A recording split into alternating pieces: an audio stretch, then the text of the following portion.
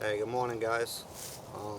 Had a few requests actually to shoot this video, and as I thought about shooting it, it kind of fits in good, and I'm gonna use it to start off some of these, Woodsman school type videos, Woodsman ways, concepts, whatever the heck you want to call it.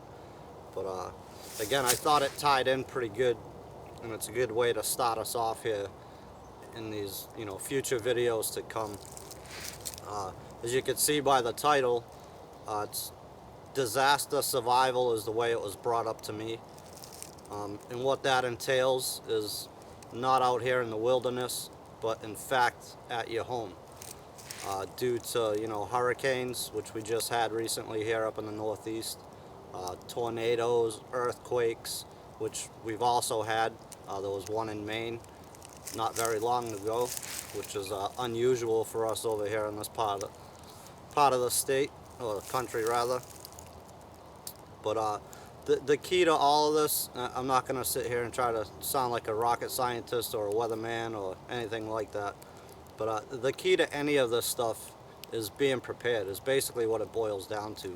So a lot of it's common sense. I'm going to say some things here throughout the video. If it offends you, if it hurts your feelings, it's probably because you fall into one of those categories, and I'm really not going to apologize for that, because it is what it is, and ultimately we make our own decisions. So disaster survival, my take on it anyways, again, is, Mother Nature kind of putting a smackdown on us.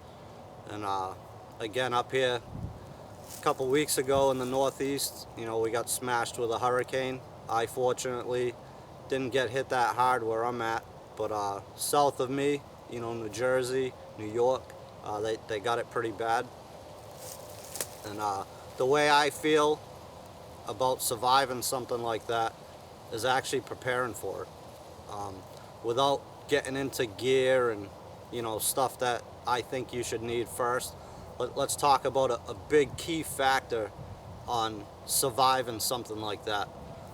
You could see a lot of people on the news, bitching and complaining, the government's not doing this, the government's not doing that, and the fact of the matter is they can't do it all. And the biggest chance you have to survive, a catastrophe like that is social networking, pretty much. And what I mean by that is your neighbors, helping each other out, knowing key people in your town, your city, whatever the case may be, that have a good grasp on stuff like that. Maybe they're a little bit more prepared than you were, but being able to network with these people and reach out and just help each other out is ultimately what saves lives. The government, or NGOs, non-government organizations that are put together to help out in situations like that, again, they can't do it all, and they're probably not going to be there right away. You might sit a day without even seeing any form of help by way of government, non-government organizations. So that again reflects back to preparedness, and what are you doing to help yourself out in that situation. I haven't done any videos on prepping. That may be something that comes up here in the future. I'm still kind of working on that, but that's what it boils down to.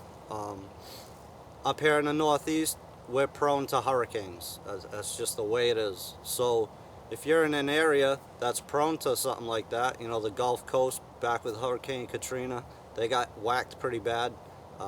I was actually activated, volunteered to go down there and help out, with the military. But again, that's just a small portion of help that's being sent out in these areas to do what they can. And it's not always as much as needed or wanted, by the people that are affected by that.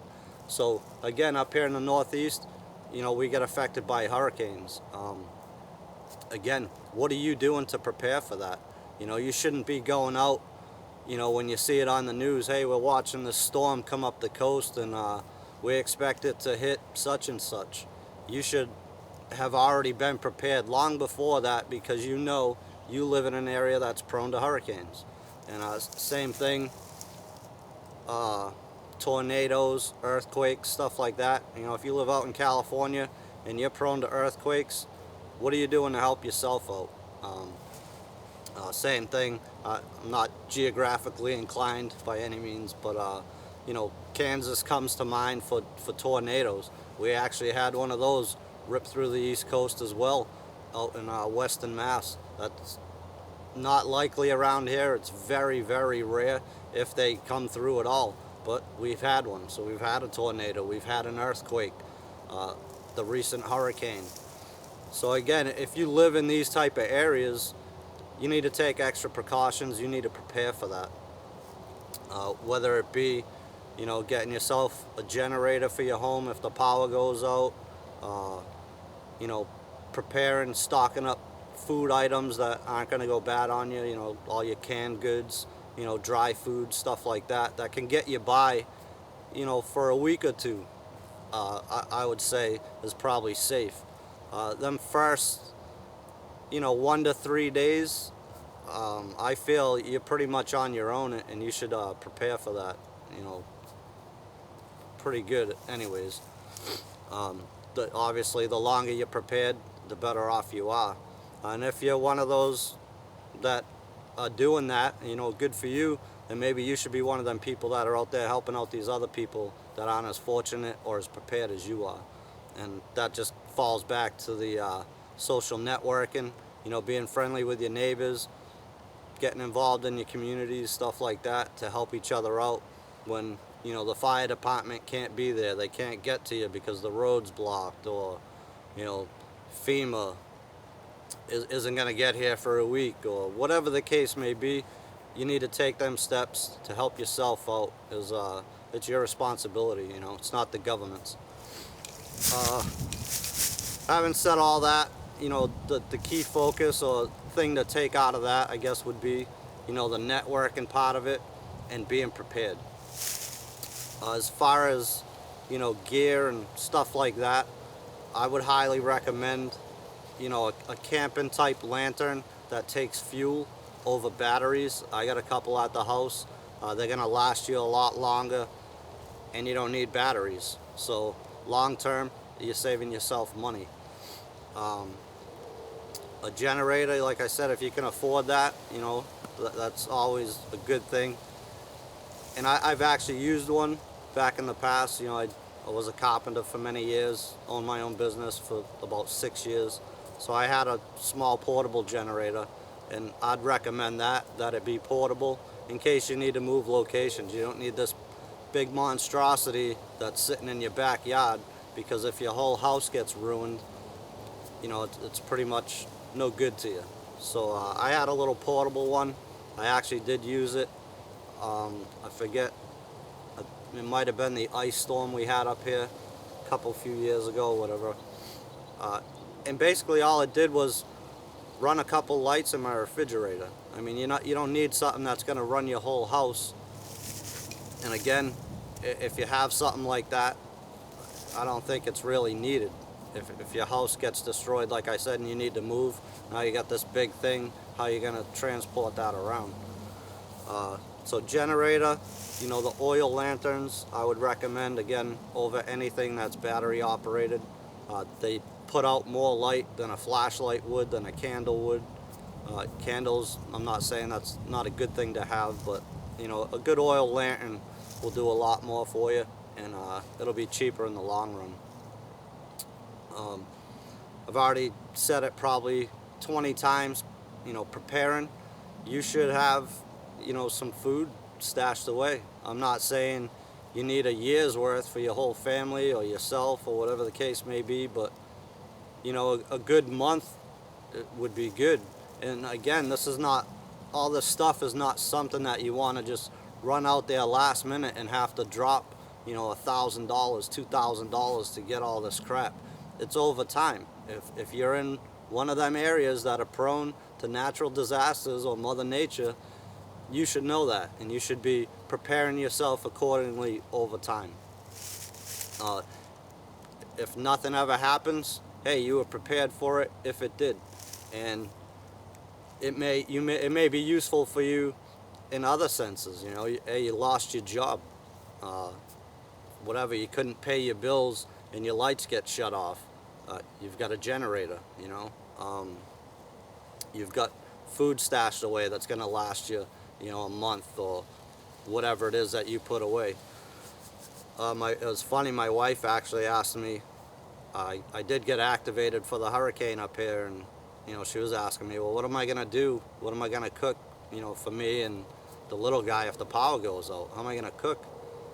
Oh, there's a gas grill right out back, you know, so that's always a good thing to have as well. You got a propane tank and a gas grill, you're good to go. I actually prefer to eat that way. I'd much rather eat a steak off a grill outside than in the oven in the house, you know. So couple spare tanks for that.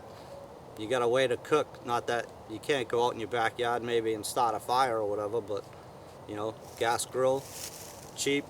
You can store a couple tanks, and you're good to go as far as cooking food for a while.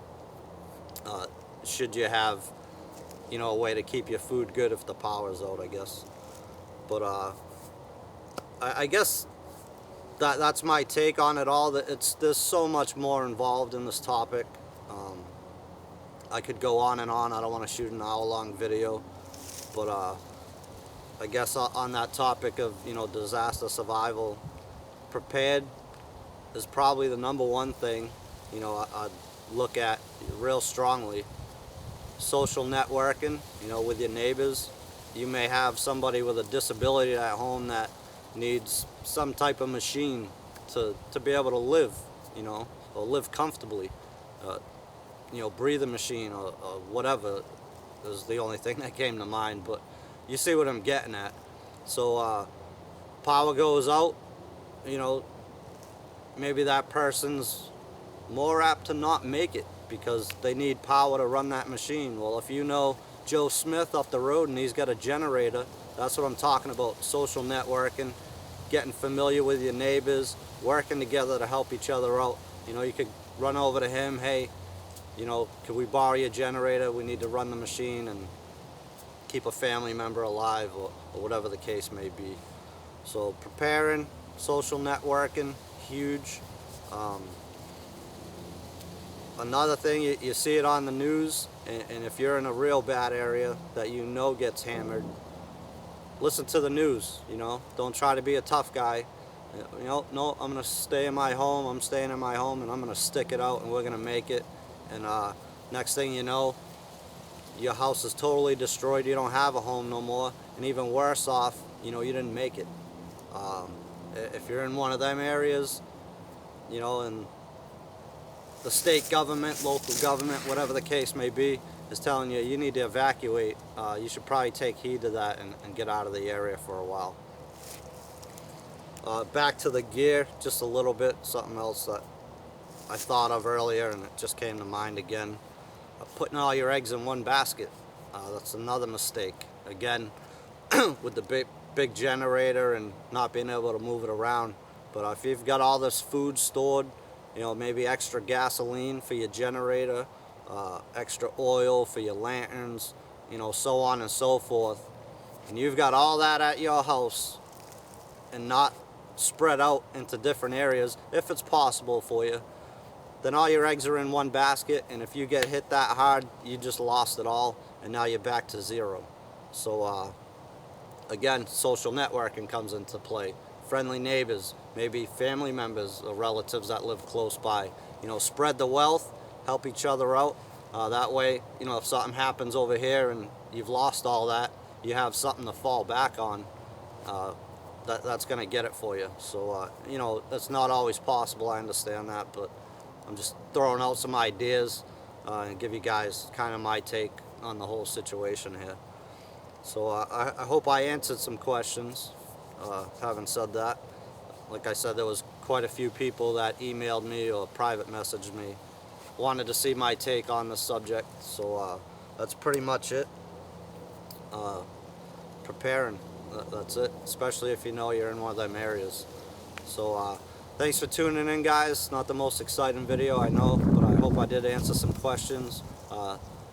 You know, you got a little bit of my insight on the topic and kind of the way I look at it. So hopefully it helps somebody out. And appreciate your views, comments, all your support. And we'll be back with another video as soon as I can. Thanks.